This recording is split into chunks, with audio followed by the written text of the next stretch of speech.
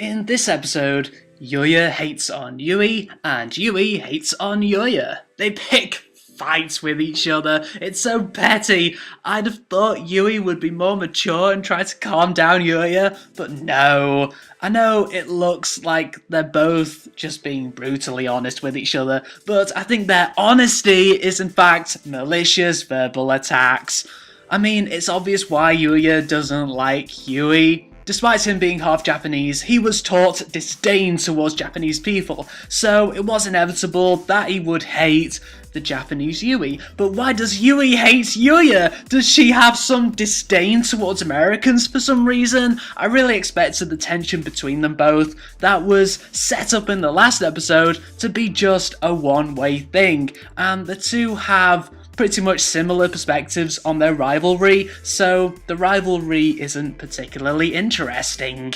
But oh well, I suppose it gives Yui something to do. She seems to have been turned into a desk jockey now instead of a fighter, which makes me question how useful she's going to be to the series overall. Is she just going to be this commanding backbone and Yuya will be the action hero? I hope she does a lot more, as I really want to see her in badass mode on the battlefield. I don't want all the previous build-up towards her badass mode to be in vain. Yuya is turning out to be a potentially good fighter, but he is struggling with piloting a foreign machine.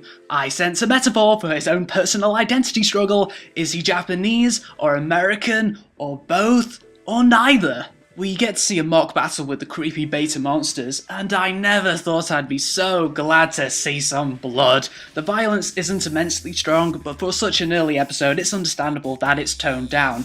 For now, I hope it's a hint for more horror to come, despite this episode being focused primarily on the characters developing their relationships. We see them interact with each other more, with Tarisa getting the most development yet again.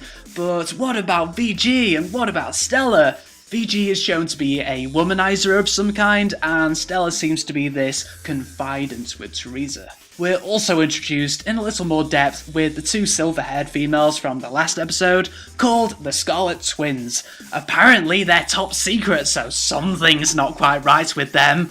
I wouldn't say those two are twins, they are clearly different ages, but they are close with each other and passionate about being a family, which is so cute. So far, it's Tarisa that's the most interesting character. She is hot-headed, but she's also tolerable because she's actually well-meaning. I wish the other characters were as interesting as her, and I guess that now we know the surfaces of the characters, we'll slowly and steadily go beneath those surfaces to discover more about them. They all have very normal designs, which only adds to my theory that they'll all get killed eventually. I don't hate any of the characters, which is a good start, and the hints of horror are very welcome. I like the current balance between the action and the drama. I think it's just right. Yet, I still don't understand what the overall focus of the series is. Hopefully the series will add the horror back piece by piece to become the mecha horror it was destined to be. Right now, everything seems to be a work about to progress.